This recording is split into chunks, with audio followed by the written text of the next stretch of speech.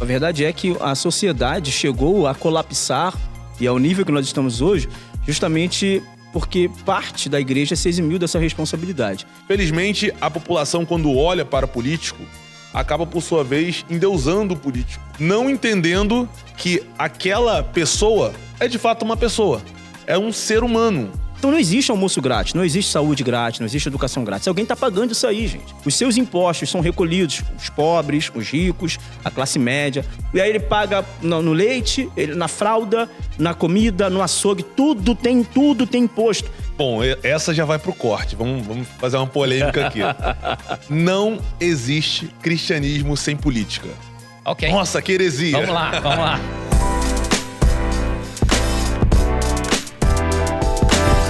Olá pessoal, eu sou o Philip Murdoch, bem-vindo aqui ao podcast Fala Líder. O objetivo desse podcast é trazer a você ferramentas que vão elevar a sua vida, especialmente na área de liderança. Meu objetivo pessoal é dar a você ferramentas para que você possa viver 100% do plano de Deus para a sua vida. Nesse podcast, nós vamos estar falando um assunto polêmico, né? Vamos estar entrevistando dois políticos famosos, políticos que têm voz ativa aqui no Rio de Janeiro.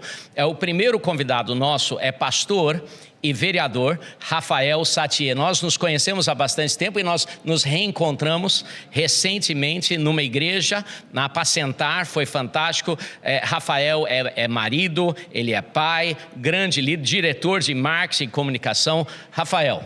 Pastor Felipe, é uma honra muito grande poder estar aqui com o senhor. Realmente a gente se conheceu já tem aí de 10 a 15 anos, assim como o senhor chegou aqui no Rio de Janeiro para implantar essa visão da igreja, Luz às Nações. Me identifiquei muito justamente porque eu sempre fui missionário, atuando em alguns países aqui da América Latina, como Chile, Paraguai, Uruguai, Bolívia, Argentina. Foi o primeiro país que eu tive a oportunidade de pregar o evangelho. Logo me identifiquei com a ideia do ministério Luz às Nações. E veja, hoje, depois de anos, né, mais de uma década, o crescimento da igreja, o crescimento exponencial na cidade. Agradeço a Deus pelo Senhor ter te plantado aqui na cidade do Rio de Janeiro, que é uma cidade que muito precisa. E esse desenvolvimento, esse crescimento, não está sendo somente do ponto de vista cristão, mas educacional. O Rio de Janeiro precisa muito disso. E é uma grande honra poder estar participando com vocês aqui. E vamos embora para cima. Maravilha. Muito generoso. Obrigado, Rafael. Nós estamos também com um grande amigo meu, vereador, mas agora deputado estadual, Douglas Gomes. Além disso, marido. Além disso, alguém que está na ILAM, a nossa igreja, há 12 anos. Ele é tecladista, líder de louvor, baterista, pintor, faz tudo na igreja. Sabe, é alguém que realmente nós temos um relacionamento muito próximo. Ele foi o vereador mais votado na história da cidade de Niterói. Muito orgulho disso, Douglas. Fala aí com a gente, Douglas. Olá, pastor. É uma honra estar aqui com vocês. Cumprimento a todos que estão nos assistindo. É um prazer estar aqui com vocês, bater esse papo, falar um pouco sobre liderança, sobre política. O senhor me apresentou muito bem. Estou há 12 anos da ILAM. Eu sempre falo isso quando eu inicio minha fala, né? Eu estou na política, mas sou cristão e sou membro da ILAM com muito orgulho. E é um prazer e obrigado por esse convite de estar aqui. Maravilha. Douglas, vamos começar aqui com vocês, fazer uma pergunta rápida aqui. Muita gente tem um preconceito sobre igreja, sobre evangelho, sobre política. É certo os evangélicos estarem envolvidos em política? É certo a gente conversar sobre isso? Quais são os seus pensamentos do posicionamento de um cristão que também é eleitor aqui no Brasil? Bom, essa já vai para o corte. Vamos fazer uma polêmica aqui. Não existe cristianismo sem política. Ok. Nossa, que heresia. Vamos lá. Vamos lá. Quando eu falo isso, não é pelo fato de querer dizer que o cristianismo ele depende da política. Não depende. Mas no nosso manual de fé, na Bíblia, nos mostra que sempre existiu política e que através da política decisões importantes foram tomadas ao longo da história, sendo para beneficiar o cristianismo ou não. É até um pouco clichê, pode parecer, mas quando nós falamos de política e cristianismo, é impossível não citar a história de José. Através do posicionamento dele, do chamado dele, ele ajudou a alimentar uma nação. Sim. através do posicionamento que ele estava como governador do Egito. Não só isso, ele elevou uma nação para ser uma superpotência. Exatamente, exatamente. Então, é impossível você querer separar, porque a política, ela está intrinsecamente inserida na Bíblia. Então, hoje, o que nós temos que pensar é, em 4 em 4 anos, 51 vereadores aqui no município do Rio são eleitos.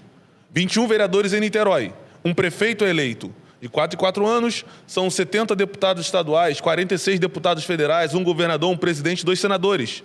Cabe a nós, que somos cristãos, tendo a Bíblia como exemplo, sabendo que o povo de Deus sempre esteve inserido em dado momento para fazer o bem, fazer o certo na política daquela época. Nós vamos negligenciar nesse tempo de não estarmos inseridos nas câmaras, nas assembleias, seja no governo, na prefeitura ou na presidência? Então eu até devolvo com uma pergunta. Sim. Será que vamos dar legalidade para que outras pessoas decidam aquilo que nós acreditamos como verdade ou não?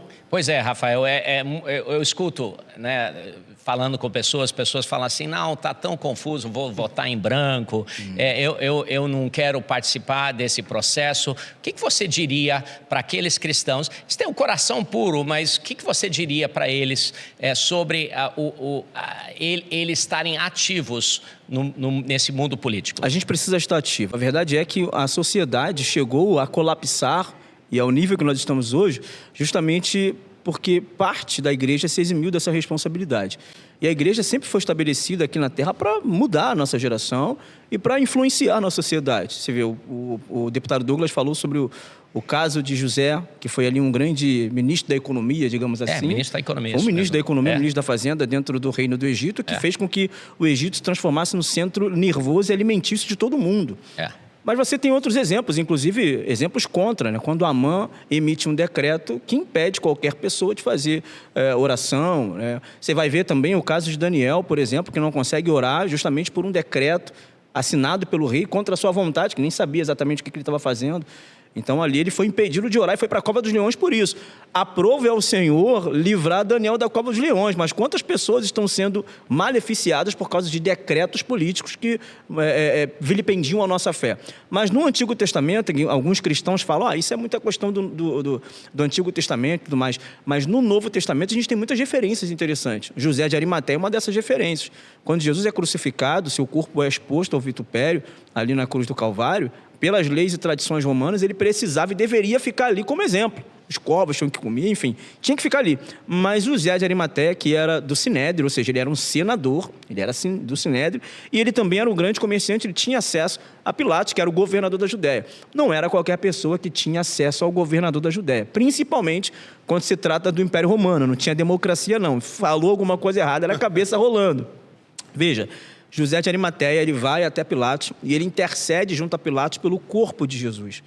Jesus, ele é sepultado no jazigo da família de José de Arimateia. Talvez Jesus ressuscitaria de toda forma, estando na cruz, estando num sepulcro. Mas olha que coisa linda, né? Quando as mulheres, Marias, vão procurar Jesus e os anjos a questionam, perguntando, por que você veio buscar entre os mortos aquele que vive? Olha a licença poética, olha o texto bonito, olha que coisa legal.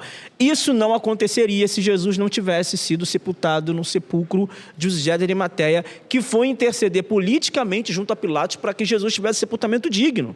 Então, olha a interferência política dentro do processo da morte e ressurreição de Cristo. Eu não estou dizendo aqui que se não tivesse um político, Jesus não ressuscitaria. Não é isso. Eu estou dizendo que houve mais dignidade. Houve ali uma interferência política para que ele fosse sepultado num sepulcro digno. É verdade.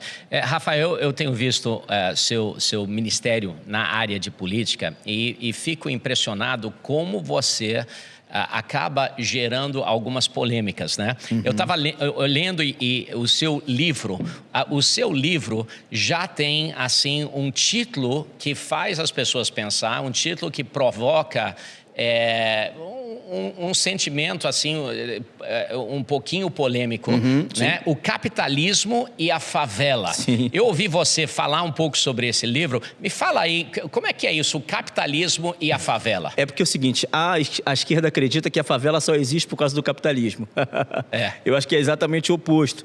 A favela, hoje, o favelado, ele tem a sua subsistência, seja ele preto, branco, gordo, magro, porque é importante dizer que preto, e ser uma pessoa preta não é prerrogativa de morador de favela. Você tem muito branco que está lá morando na favela. E eu não estou aqui romantizando a favela com a ideia do livro Capitalismo é a Favela. Mas é muito claro e evidente, quando você vai na favela, tudo que o favelado tem, seja ele branco ou seja ele preto, é fruto do capitalismo. O favelado tem celular, o favelado tem Wi-Fi, o favelado tem Smart TV, o favelado tem PlayStation 5, o favelado tem iPhone. Ou seja, tudo que o favelado tem é fruto do capitalismo, ou do pouco de capitalismo que lhe é entregue a ele. E aí eu te pergunto, o favelado tem saúde? Não. O favelado tem educação? Não. O favelado tem saneamento básico? Não. O favelado tem segurança? Muito menos. Tudo que o favelado não tem é justamente uma prerrogativa que o Estado deveria dar. E não dá, e não entrega. Então, veja, o capitalismo e a favela, a ideia dessa obra, a ideia desse livro, é mostrar para as pessoas que o favelado, o pobre, ele está muito mais conectado e ligado ao capitalismo do que ao socialismo, por exemplo. Então, o progressista, o esquerdista, quando ele vem dizer que na favela as pessoas são socialistas, as pessoas são de esquerdas, as pessoas são progressistas, isso é uma falácia, isso é um engano. Muito pelo contrário. O favelado, ele é conservador, o favelado, ele é religioso, seja ele protestante, como nós, evangélicos, católicos, religiões africanas, de matriz africanas, espíritas. O favelado, na sua essência, ele é contra o aborto. É por isso que, muitas vezes, as vós acabam tendo a responsabilidade sobre os netos. Por quê? Porque não quer que a mãe aborte. Não quer que a mãe abra mão. Eu sou uma pessoa que fui criado com muita influência pela minha avó. Não sou menino de vó não, hein? Fica tranquilo. Não sou menino de vó não. Mas a coroa teve uma influência muito grande sobre a minha vida justamente pela ausência do meu pai. Sim. Então, assim, não vou deixar meu neto ficar aí, não. Então, na favela, você tem muito essa questão, essa característica da vida. Favela é pró-vida, favela é contra as drogas e a favela é capitalista. Então, assim, essa falácia dos progressistas de dizer que a favela é de esquerda é muito ruim, muito equivocada. E neste livro, de uma maneira bem tranquila, a gente conta alguns pilares teóricos do capitalismo, a gente tem aqui, mas é uma leitura bem leve, uma leitura bem fácil, justamente para o leitor que não está habituado a ler. E eu falo mais uma vez, eu não vou romantizar a favela. A favela, ela não venceu. Eu venci, a favela ainda não. Eu falo muito isso, né? Você tem alguns artistas dizendo, a favela venceu. Falta muito para a favela vencer. Sim. E o livro Capitalismo e a Favela, eu explico, por exemplo, teorias de como o produto é mais barato na favela. Por que a Coca-Cola gelada ela é mais barata na favela do que no asfalto, num bairro comum? Ah, porque o caminhão virou? Não, porque favelado não gosta de produto roubado. Ah, porque... Não tem sonegação de imposto, não é isso. Veja, ele não paga IPTU, ele não paga luz, ele não paga água. E é por isso que o produto é mais barato. Satie, você concorda então que a favela não pague luz, não pague água e vive naquela condição? Evidentemente que eu não concordo. Mas enquanto o Estado não der saneamento básico, ele não pode cobrar IPTU. Enquanto o Estado não der uma educação de qualidade, ele não pode cobrar taxa de luz. Então, veja, são essas situações que eu vejo e que eu encontrei pela vivência e experiência que eu tenho na favela, que é por isso que mostra que, mercadologicamente, um produto é muito mais barato. Por quê? Porque esse produto não está sobre a carga tributária que o empresário aqui fora tem. Hoje, o empresário aqui de fora, ele tem uma carga tributária absurda.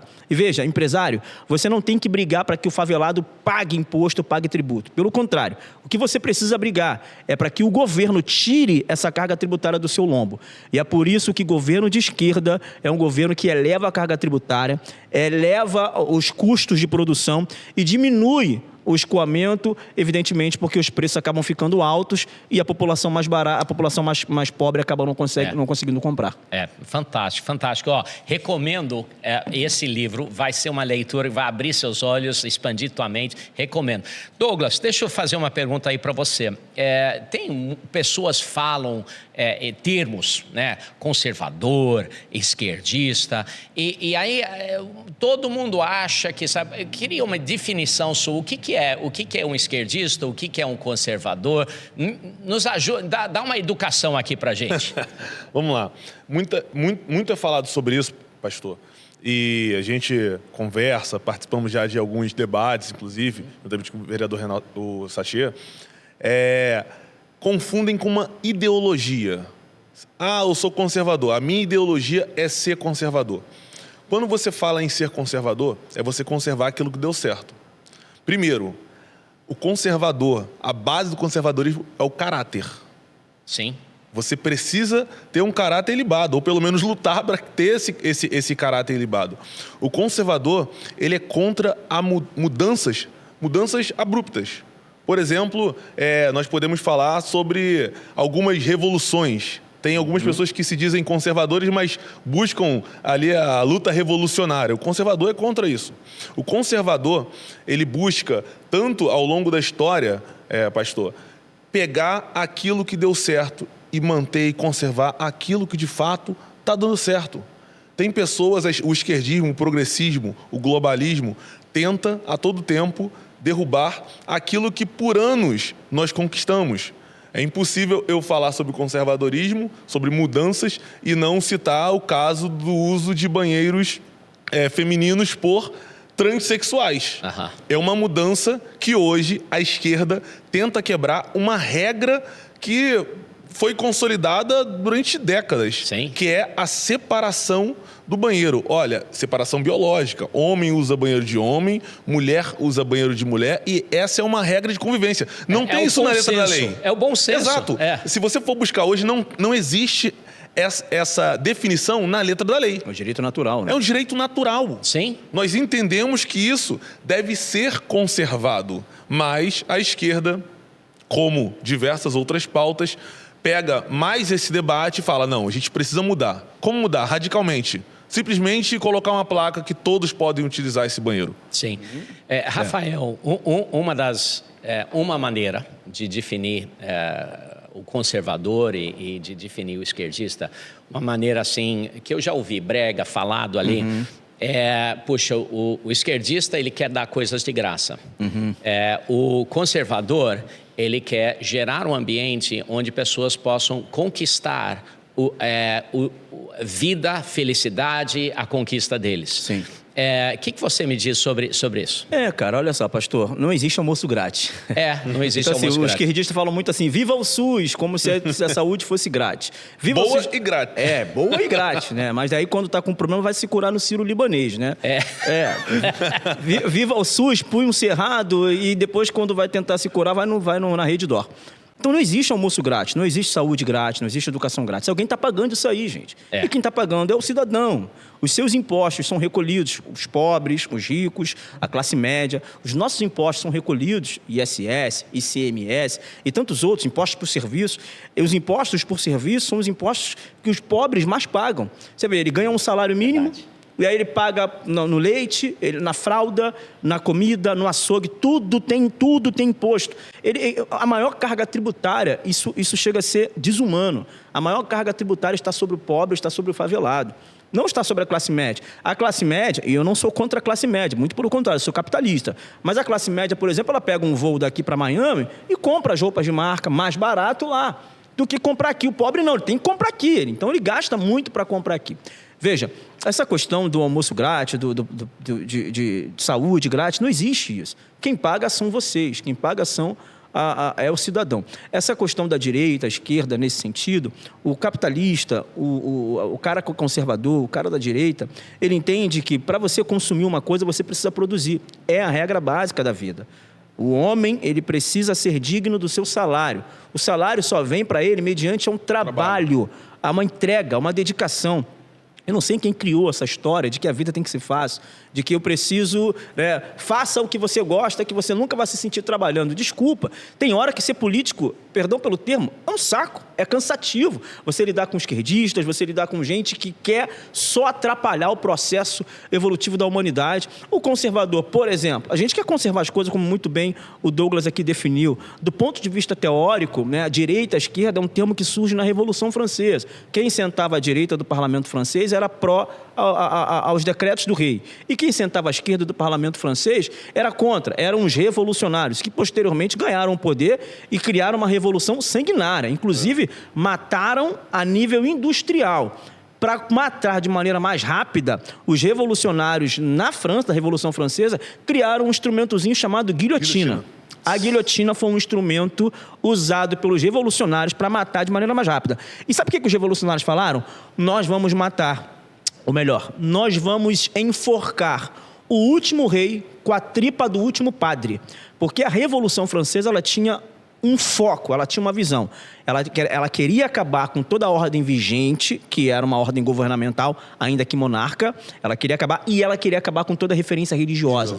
Então, isso é algo grande na Revolução Francesa. Nós vamos enforcar o último rei com a tripa do último padre. Então, os conservadores sentavam à direita, os progressistas sentavam à esquerda, e é por isso que as pessoas falam hoje: você é de direita? Então o cara que é de direita é mais conservador. Veja, hoje tem foguete dando ré. A humanidade conseguiu dar ré no foguete. Mas já estamos fazendo alguma expedição em algum planeta? Não, porque ainda é perigoso levar gente lá. Então você tem que construir aos poucos essa autonomia e esse caminho para que a gente evolua. Não é porque agora o foguete já dá ré, bota todo mundo aqui, isso. A esquerda, ela tenta subverter a sociedade de maneira muito brusca. E é isso que a gente não concorda. Olha, nós chegamos a isso aqui, ó. Hoje nós estamos bebendo água numa taça de vidro, que coisa linda. Mas os meus antepassados beberam, sei lá, num pedaço de coco, ou beberam num negócio de barro, de argila. Nós evoluímos até chegar aqui, esse microfone, esse estúdio de belíssima qualidade e de grande infraestrutura. Nós evoluímos gradativamente para chegarmos aqui. Não foi de uma hora para outra. O progressista, ele quer mudar a sociedade de uma hora para outra. E nós, conservadores, estamos aqui para impedir. Fantástico. Fantástico. Douglas, deixa eu, um dos maiores medos, né, eu como pastor, né, vem muito político falar comigo, e um dos medos que eu tenho é conhecer alguém que parece legal, entrar, ser eleito e aí, puxa, por que eu promovi esse cara? Olha o que ele foi fazer agora. Então, é um medo que eleitores têm. Puxa, votar em alguém e o próprio sistema político ir corrompendo com dinheiro. Eu imagino que tem pressões onde é oferecido algo ilícito para fazer algo bom. E você tem uma escolha ali, puxa, eu posso fazer algo que vai ser bom e ganhar, ou não fazer algo bom e não ganhar. E eu imagino a complexidade das pressões. Como é que você lida com essas pressões dentro da política? Eu imagino que já teve. Como é que você lida com isso? Como é que você mantém caráter correto diante de pressões assim? Bom, não é muito fácil. Imagino, né? Eu oro por vocês dois. Eu iniciei em 2020 minha trajetória sendo candidato, né? Conhecemos ali nas manifestações, na escadaria da Assembleia Legislativa. Sempre foi uma referência para mim o Douglas. A gente caminhou por diversas vezes em manifestações, bala de borracha, gás de pimenta, né? Contra o esquema de corrupção que havia sido escancarado naquela época, que nós denunciamos e fizemos parte também daquela mudança que tivemos posteriormente. O que eu digo para a população? Felizmente, a população, quando olha para o político, acaba, por sua vez, endeusando o político. Não entendendo que aquela pessoa é, de fato, uma pessoa. É um ser humano que pode errar, como qualquer outro pode errar. Mas o mais importante, quando a gente entra na política, é ter uma carga, é ter uma base. Que se você entrar na política, eu converso isso com muitas pessoas. Algumas pessoas me procuram e falam: olha, Douglas, eu tenho um sonho de ser vereador. Eu tenho um sonho de ser deputado. Eu quero entrar na política. E eu faço, de fato, um questionário. De onde você vem? Como é a sua base familiar? O que você busca? Aonde você quer chegar? Alguns, eu vou citar aqui, não vou citar o nome, claro, mas o Rafael conhece. Alguns querem ficar rico de um dia para a noite. E eu falo, você está no lugar errado. É isso aí. Vai empreender. Isso aí. Porque na política, se você ficar rico do dia para a noite, você vai ser preso. Ou você não vai dormir tranquilo. E o que é ser rico? Hoje eu falo, hoje eu sou rico. Eu tenho acesso a coisas que anteriormente eu não tinha. O que é ser rico para mim e para o Satia? É ter um carro, ter uma família, morar numa casa alugada mais boa, conseguir dar um sustento digno para sua filha, para sua família. E infelizmente hoje algumas pessoas que estão querendo adentrar na política querem de fato enriquecer. E se você não vem com uma carga, com uma base, por exemplo, eu sou cristão, nascido e criado na favela do Sabão, morei 20 anos na favela do Sabão. Então, se eu chegava em casa com um lápis que não era meu, eu apanhava e no outro dia eu tinha que devolver esse lápis. O Satia é a mesma coisa, a avó dele pegava ele.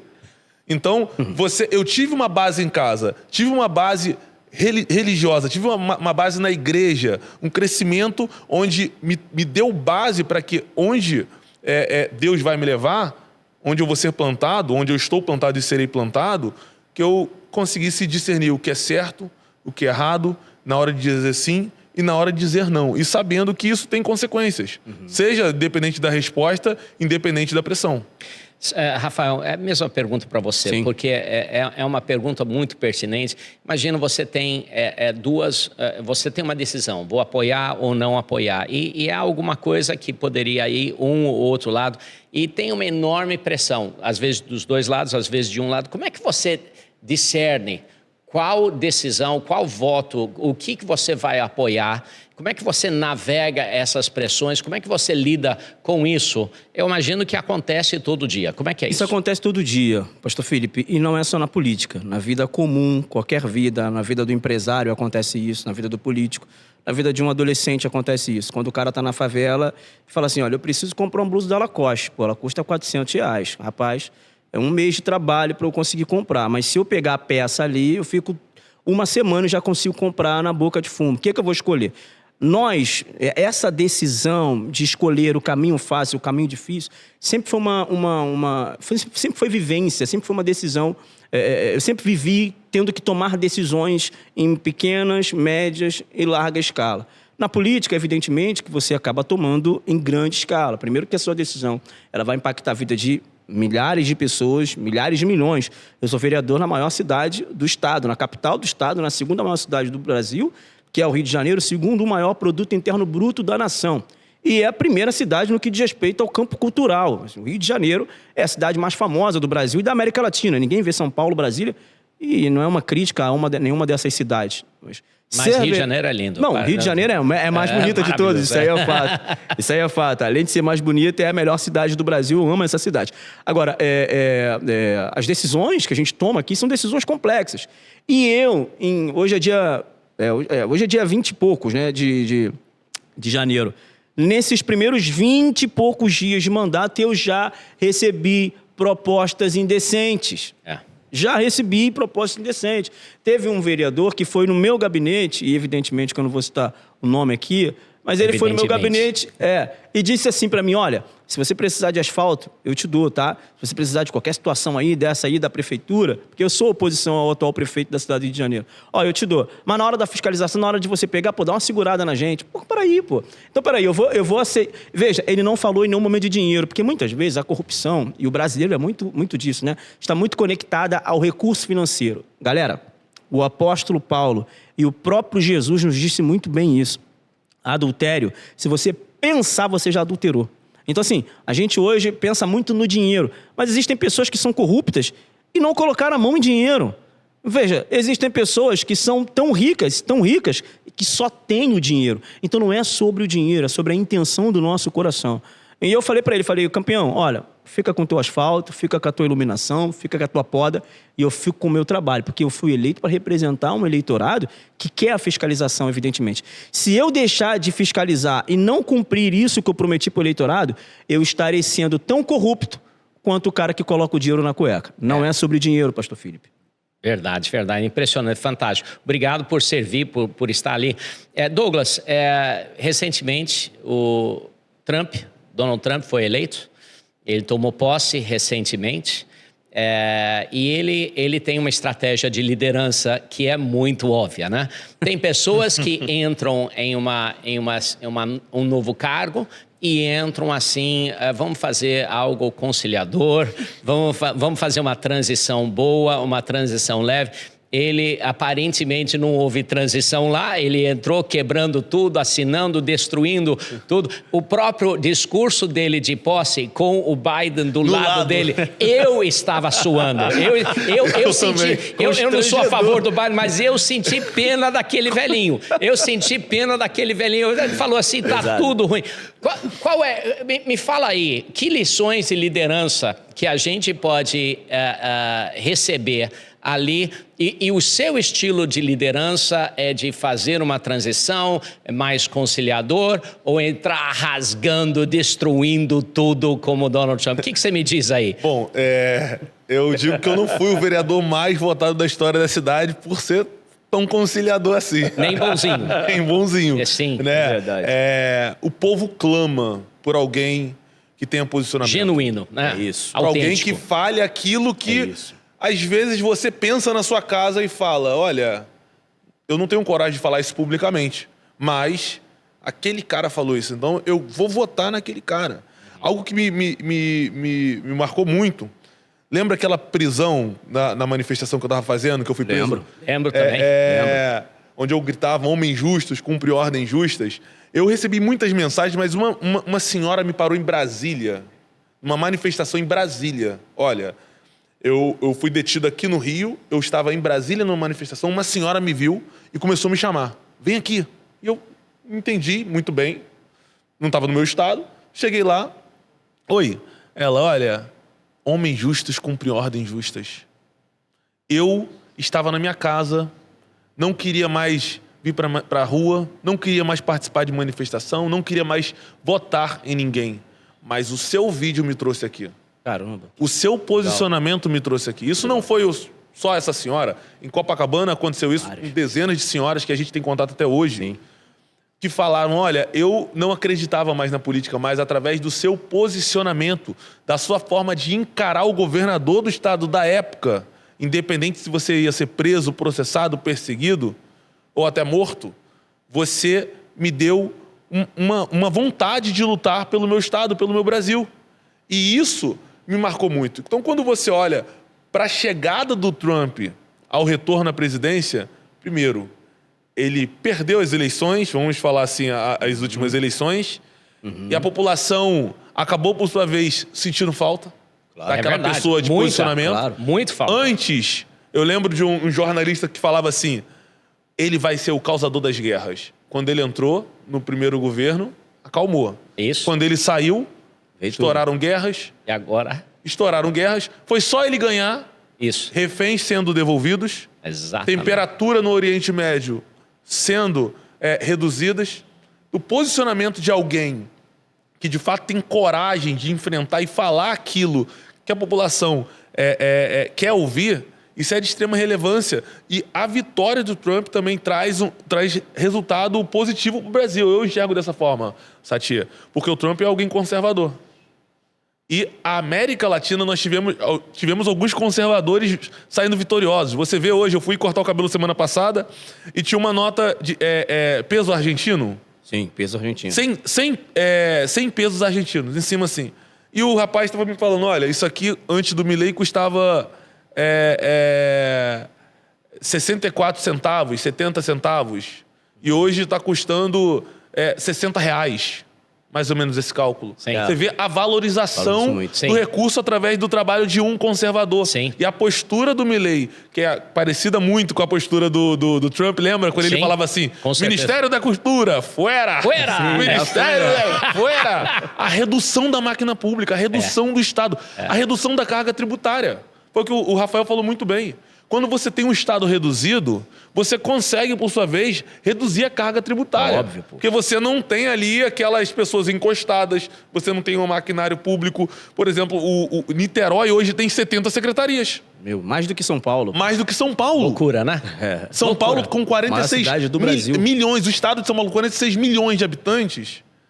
Tem 60, 50 e poucas secretarias. Niterói tem 70 secretarias. Todo mundo dando favor pro amigo dele montando uma secretaria. São orçamentos, são pessoas. Quem lembra da questão da Emusa? Peso pro empresário. Peso pro empresário. 1000 funcionários fantasmas que não trabalhavam que eu denunciei. Hoje eu encontrei 1000 inimigos, que são pessoas que foram exoneradas, ganhavam 20 mil reais sem trabalhar. Isso é resultado de um governo inchado, que trazia ali uma altíssima carga tributária, que, consequentemente, isso pesava no bolso do povo. E de uma filosofia política, não, sem problema, só aumenta o imposto para suprir isso. Resolve o problema aumentando o imposto. E empobrece a nação. Exatamente. E é importante falarmos também que a chegada do Trump nos remete a uma guinada à direita novamente na política brasileira nas próximas eleições. Então, a chegada do Trump, isso abre um portal, né? E uma sinalização, inclusive, para os esquerdistas, eles estão aí preocupadíssimos com o que poderá acontecer nas eleições de 26. Então, Rafael, só continuando esse mesmo pensamento, um eleitor normal, um cidadão aqui do Rio de Janeiro, Qual diferença faz para ele? Qual potencial diferença faz para ele a eleição do Trump? Isso muda alguma coisa? Isso tende a mudar alguma coisa? O que você pensa sobre isso? Assim, uma pessoa normal, o que eu tenho a ver com o Trump? Tem tudo a ver. Veja, o mundo hoje ele está globalizado. Uma coisa é a globalização. Sou super a favor da globalização. Outra coisa é o globalismo. Sou contra o globalismo. A OMS, a Organização Mundial de Saúde, que quer determinar dentro de um gabinete o que o Brasil vai fazer. Isso é globalização.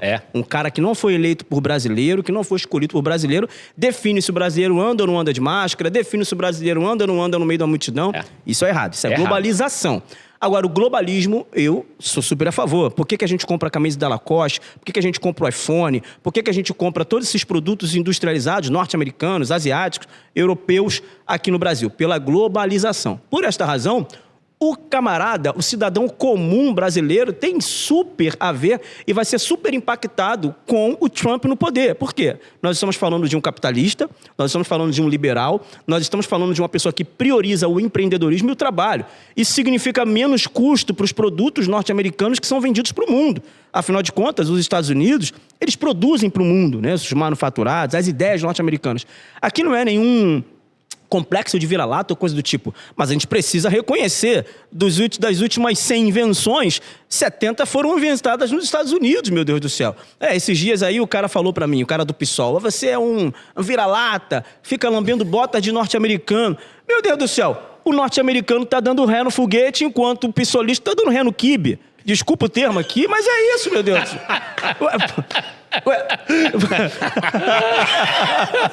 Pelo amor de Deus, eu preciso respeitar o cara que criou a Apple, que criou a Nike, que criou os esportistas, os atletas. Então, peraí, não é uma questão de complexo de vira-lata. E veja, brasileiro tem muito potencial, muita capacidade. Sim.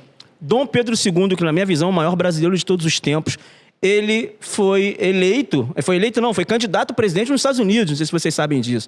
Na época, os Estados Unidos tinham eleições abertas para pessoas de outras nacionalidades. E ele teve mais de 1.000 votos, ou, se não me engano, mais de 16 mil votos nos Estados Unidos, tamanho era a popularidade dele lá. Então não é complexo de vira-lata, mas eu acredito que a vinda do Trump, ela ajuda o cidadão comum, o pagador de imposto, o comprador, o empreendedor, vai se beneficiar com políticas públicas do ponto de vista monetários e econômicos dos Estados Unidos. Só a saída do Acordo de Paris, dando dinheiro para globalista, a saída dele dessa questão da OMS dando dinheiro para globalista. E aí eu falo, para finalizar aqui, veja só, o Guga Chakra foi o jornalista da Globo News, correspondente internacional da Globo nos Estados Unidos, disse que o Trump era um homem mau no primeiro mandato, que traria consequências gravíssimas e, quiçá, a Terceira Guerra Mundial. E eu concluo essa análise com uma frase muito tremenda. Homens fracos geram tempos difíceis. Tempos difíceis geram homens fortes. E homens fortes geram tempos fáceis. Veja, um homem fraco, que foi o Joe Biden, gerou a guerra da Ucrânia. Eu não estou dizendo que foi uma responsabilidade dele, evidentemente que não é isso. Mas um homem fraco não conseguiu conter a invasão. Permitiu o ambiente. Permitiu o ambiente. Exatamente. Terroristas invadiram Israel no dia 7 de outubro e capturaram mais de 1.400 cidadãos israelenses inocentes. Tá? Você tem guerras no norte da África, terroristas, enfim, o mundo virou um barril de pólvora com Biden no poder. Homem fraco geram tempos difíceis. Os fatos não mentem, os fatos claro, não mentem. Exatamente. Aí você vê o laranjão chegando agora, o Donald Trump. Tempos difíceis geram um homem forte. Um homem forte chegando. O cara nem assumiu o poder, deputado Douglas e pastor Felipe, e nossa audiência, ele nem havia assumido o poder. Já tinha terrorista devolvendo gente, sequestrada, o Putin já começou a conversar. É disso que eu estou falando. Nós precisamos de homem forte. Sabe por que a sociedade brasileira está assim? Porque muitas vezes os pais, dentro das suas casas, permite com que os seus filhos façam qualquer coisa. E a gente tem uma geração de gente fraca, de gente mimada, de gente mimimi, e que não assume suas responsabilidades. O Donald Trump, inclusive aquela foto diz muito, aquela foto séria dele, diz muito sobre o que vai acontecer. E foi muito boa a leitura que o senhor fez, pastor Felipe, quando ele faz aquele discurso. 2 pés na porta. A partir de hoje, nos Estados Unidos, só tem 2 gêneros, o masculino e o feminino. É assim que tem que lidar com essa situação. E é apenas o óbvio. É o óbvio. Apenas o óbvio. Não, é o óbvio. Teve um jornalista que falou assim, o modelo de governo do Donald Trump é baseado na sua política ideologicamente fascista. Existe 2 gêneros, homem e mulher. Eu coloquei assim, não, é baseado na biologia. É biologia, é ciência. É baseado na biologia. E são as mesmas pessoas, hoje, quando essas pessoas falam, né, de que são contra essa postura nossa, essa postura do Donald Trump, são as mesmas pessoas que me chamavam de negacionista no tempo da pandemia. Falava assim, você não é a favor da ciência. Agora eu sou a favor da ciência. XX e XY. Isso é científico, biológico, meu Deus do céu. Douglas, uma das minhas paixões é a educação, né? Eu acho que igreja tem a ver com educação. Perfeito. Se você olhar a vida de Jesus, ele era profeta, a Bíblia diz, ele era pastor, mas o principal título que pessoas usavam para ele era mestre, era de ensino. Eu tive uma editora que é transferir conhecimento de uns para outros. Tenho uma rede de escolas, uma faculdade que é para isso também.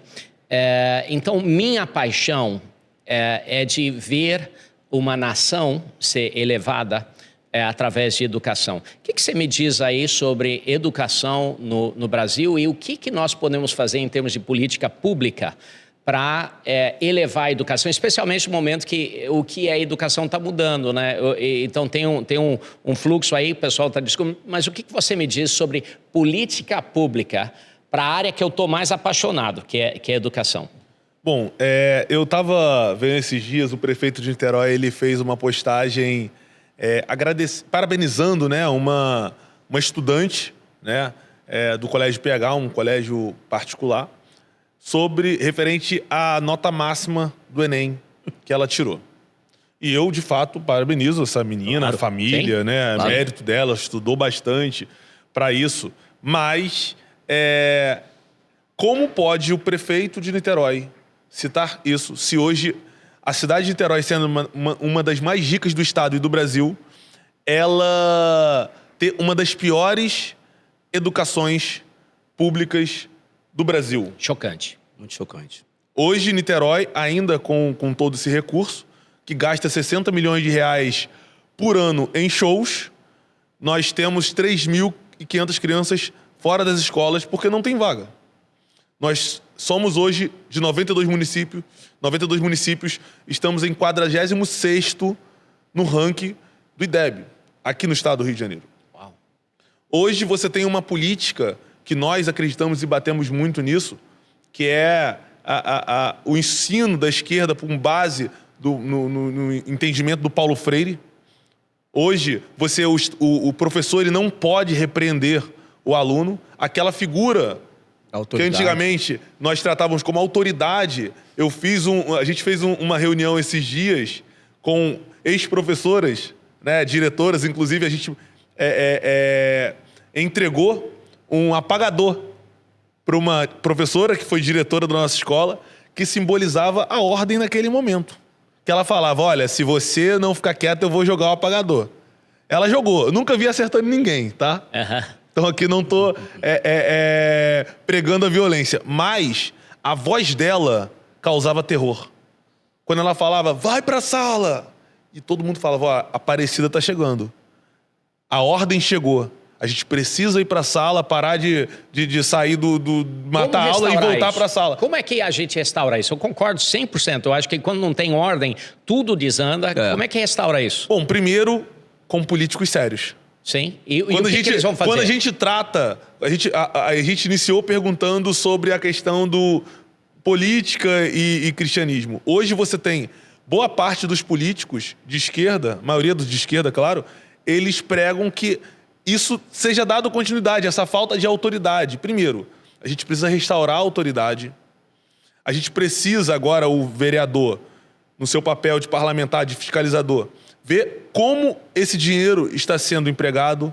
Hoje, na política pública, nós sabemos, né, a gente já denunciou diversas vezes, uma farra na corrupção no que diz respeito à alimentação, ao material didático. Hoje, o que eu olho com bons olhos, que eu cito a própria Legacy, né, as escolas cristãs, foi pregado uma laicidade, pastor Felipe, onde nós acreditamos veementemente que quando você retira Cristo do centro, você dá a brecha para que tudo de ruim possa entrar. Nós temos hoje escolas cristãs católicas que têm ali uma história de vida, mas que hoje não tem mais o crucifixo. Porque elas acabaram... Ah, não, a gente precisa pregar a laicidade, a gente não pode falar sobre cristianismo. Em Niterói, nós tivemos um parlamentar que levou crianças a um centro de macumba, a um centro de umbanda. E a resposta que foi dada foi: isso aqui é a cultura africana. Ora, eles usam um argumento que vão apresentar a cultura africana, mas uma criança chegou para uma mãe assembleana, e essa mãe assembleana que me trouxe essa denúncia e falou: olha, meu filho chegou em casa falando que ele tocou no tambor. Botaram o garoto dentro de um centro de umbanda.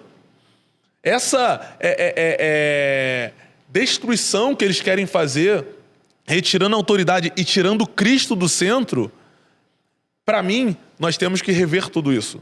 Deixa eu fazer assim uma pergunta assim super polêmica. Eu não sei se quiser falar assim, não tenho opinião, mas olha, dois problemas com a educação. Um é o que é ensinado e a gente falou sobre isso, mas o outro é a qualidade dos profissionais. Então existe um conceito, em minha opinião, esquerdista. Vamos descobrir os melhores através de um concurso. Eles vão fazer um concurso e aí eles vão tirar a nota máxima, eles vão ser os melhores, e aí eles vão ficar ali. E o que acontece? Pessoas estudam, trabalham muito para passar no concurso, aí depois não tem mais trabalho. Né? Então não tem como remover, ou é difícil remover pessoas que estão com performance abaixo, porque eles já conquistaram o lugar dele. É o oposto do conceito conservador de que todo dia você tem que ir lá matar um leão. Todo dia você mata um urso. Como é que... Tem alguma solução nisso? Porque esse conceito todo de esquerdismo assim, consumiu muitas áreas, mas educação com certeza. Gente, o mundo mudou, o mundo virou. E veja, quem está falando aqui é uma figura pública, é um político que, a partir desse mês, eu vou estar recebendo recursos públicos para o meu autossustento, para o sustento da minha família. Não vejo constrangimento nenhum nisso. Ah, Satia, então você não se constrange em receber recurso público como salário? Não. O policial se constrange? O professor da rede pública se constrange? O guarda municipal se constrange? Isso é uma falácia. O juiz se constrange? Evidentemente que não. Eu faço o que eu quiser fazer com o meu dinheiro. É óbvio que se eu não for aprovado pela população daqui a 4 anos, eu serei demitido. Eu, como político, eu serei demitido. Então, sim, precisa de medidas impopulares. Hoje, os nossos governantes são muito populistas. Um dos projetos, que são 2 projetos que eu tenho, que assim, a gente vai lutar muito para aprovar. O primeiro é a menina dos meus olhos, é o que eu tenho mais carinho, justamente pela visão capitalista. É a inserção da disciplina de educação financeira na grade curricular da educação básica. Criança precisa aprender a juntar dinheiro, criança precisa aprender a economizar. Hoje que a gente vai ver é um alto índice de jovens com 18, 19 anos que pega o seu primeiro cartão de crédito sem inteligência emocional, sem sabedoria, vai impressionar a garotinha, se endivida com o cartão de crédito, não paga, vai resolver esse problema com 30 e poucos anos de idade. Na hora que vai financiar o imóvel, vai ver lá que está preso no cartão da C&A. Tem que resolver isso, cara. Por que faz isso? Porque não sabe economizar, não aprendeu na escola. Esse é o primeiro, a inserção da disciplina de educação financeira na grade curricular da educação básica, investimento na educação básica. Não adianta investir em universidade, meu irmão. Hoje o governo federal investe em universidade. Por quê? Já votam, fábrica de militantes, e dali saem os professores. Dali saem os professores. Isso é um assunto para uma outra ocasião. Investir na educação básica. Segundo, acabar no âmbito da cidade do Rio de Janeiro com a aprovação compulsória. Isso é um absurdo. Hoje as nossas crianças, eles passam de ano de maneira compulsória, ou seja, independente da nota, eles são aprovados. Chocante. É chocante. Aí chega no estado... Não faz sentido nenhum. Não faz sentido nenhum. Chega no primeiro ano do ensino médio, reprova, porque não sabe interpretar um texto, não sabe ler. Aí o que esse jovem faz? Ele fica desanimado, aí ele para de estudar. É isso que acontece, é um ciclo vicioso. Mas esse ciclo vicioso é fundamental para a retroalimentação desses políticos populistas. Tem que fazer medidas impopulares. Professores... tem que acabar com a aprovação compulsória. Porque acabando com a aprovação compulsória, o professor vai deixar de receber o 14º, porque muitos professores recebem 14º porque é uma cota de aprovação. Se tem aprovação compulsória, ninguém vai ser reprovado. Logo, eu tenho meu 14º salário. E outra, professor que tem que fazer avaliação, no meu ponto de vista. E isso a gente pode pensar num PL, num projeto de lei nesse sentido. Completamente impopular. Vai ter professor querendo me bater. Mas eu preciso cuidar disso.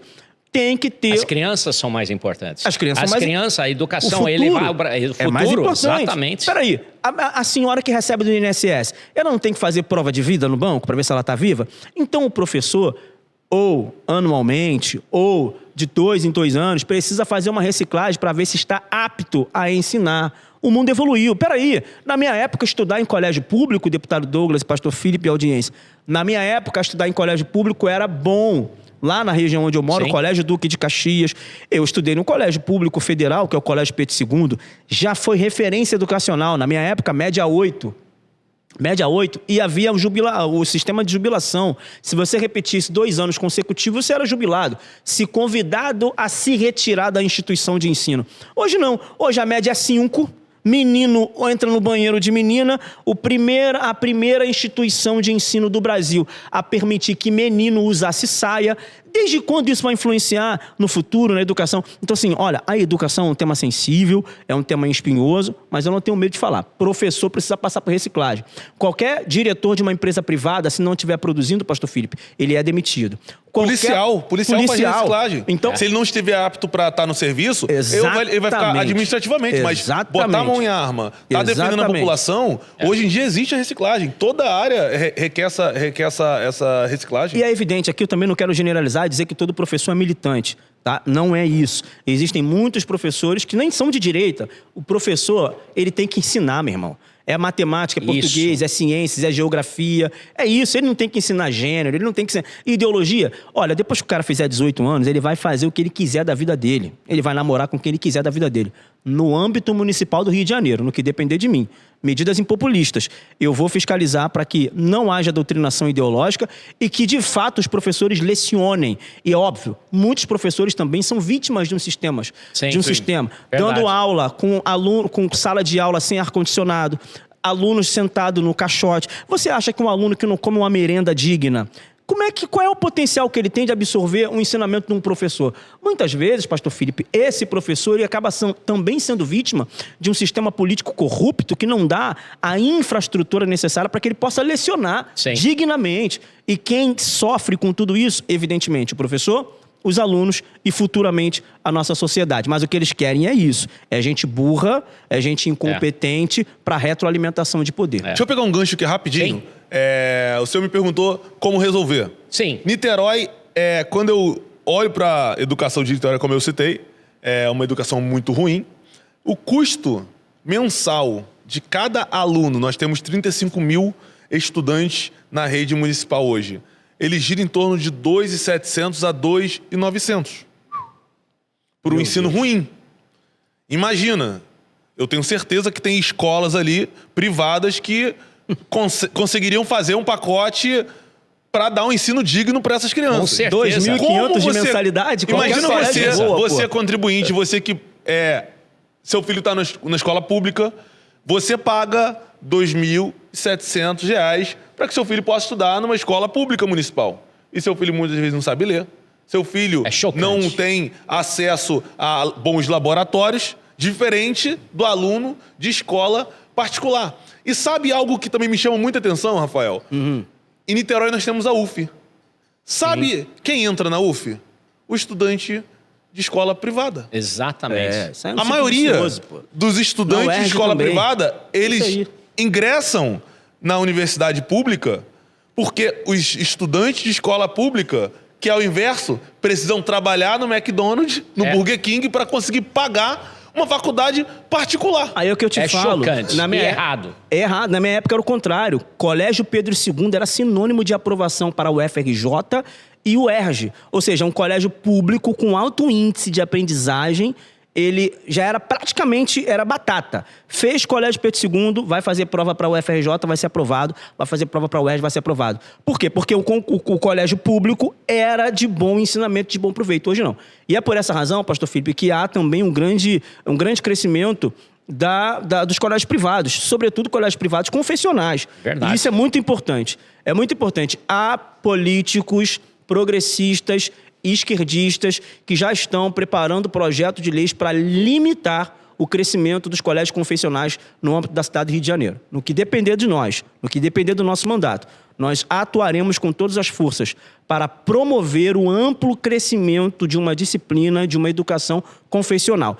Se você hoje estuda num colégio, seja ele público, privado, dá graças a Deus, em primeiro lugar, e a uma igreja, seja católica ou seja evangélica. A ideia de escola, a ideia de ensinar, isso é da igreja. Veja, na Idade Média as pessoas não tinham acesso à leitura. Exatamente. O cristianismo, o protestantismo promoveu a leitura, a começar da leitura da palavra de Deus, a começar da Bíblia, que ninguém tinha acesso.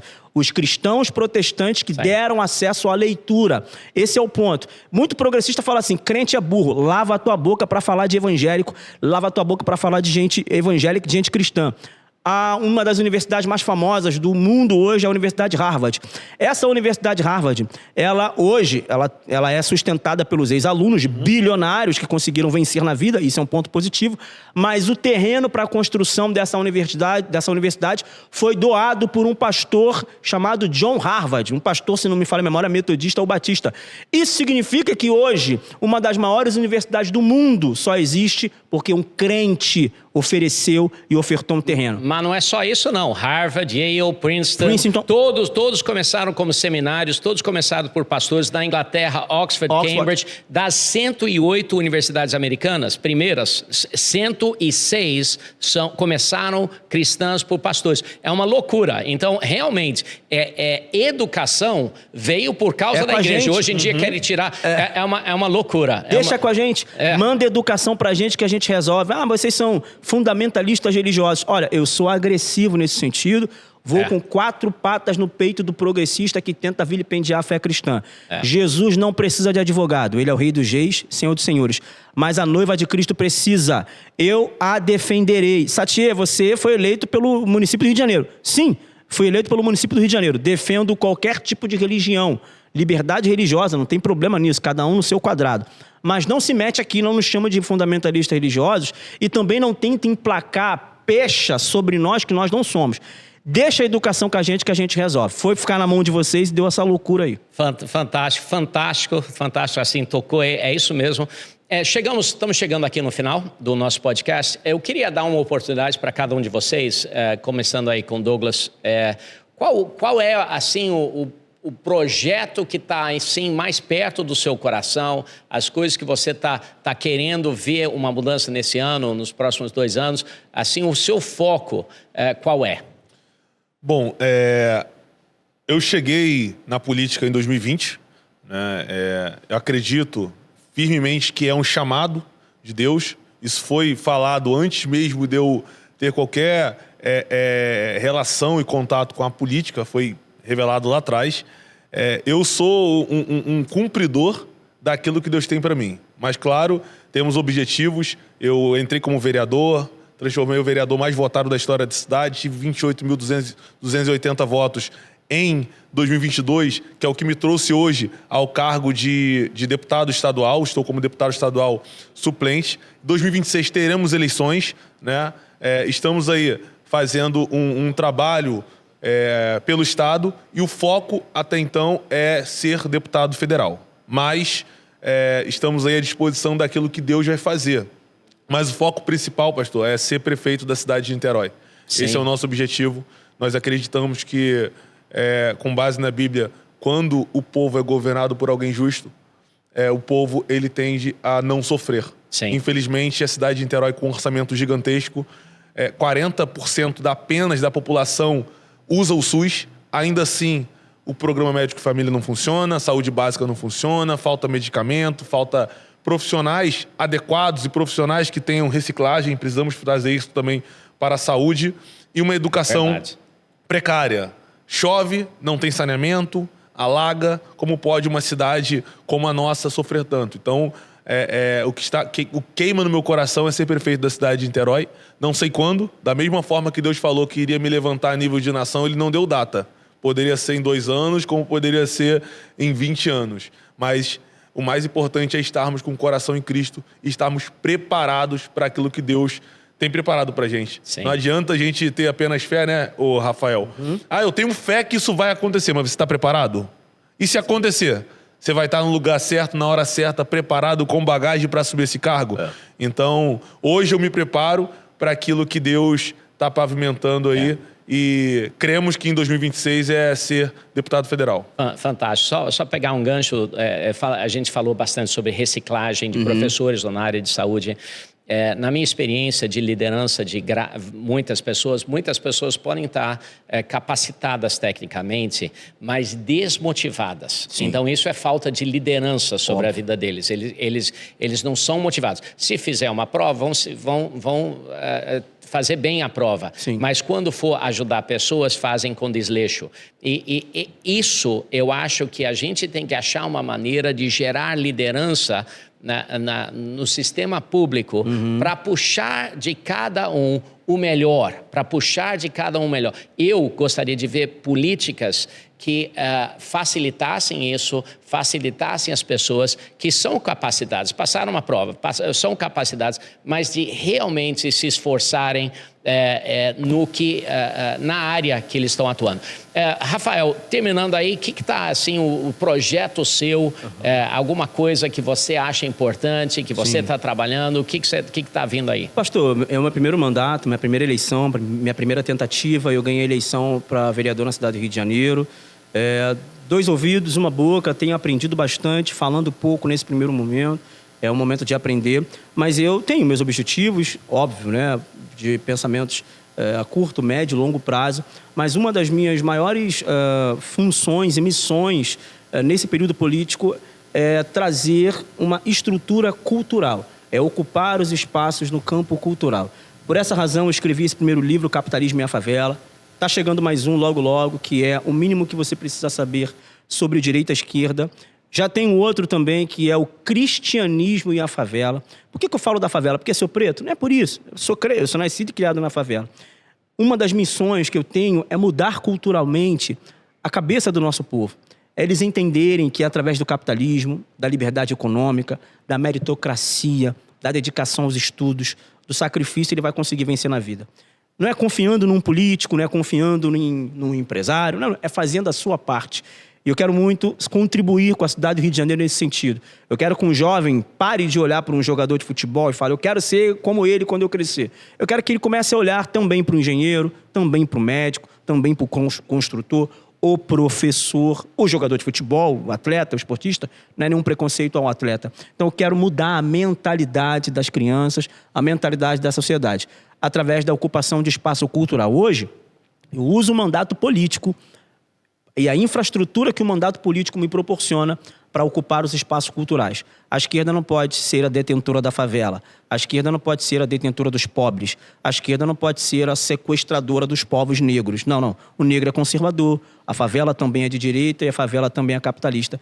E é por isso que a gente está aqui na política. Chegamos agora e, de fato, a gente acredita que vai lograr muito êxito nesses objetivos. É fantástico, Rafael. Quero agradecer vocês dois, não só por vocês tirarem tempo precioso, né, e estarem aqui no podcast, mas também por tudo que vocês fazem pelo Rio de Janeiro, por Niterói, pelo estado do Rio de Janeiro, e por investir em pessoas. Eu entendo o que vocês fazem como sendo realmente um chamado de Deus.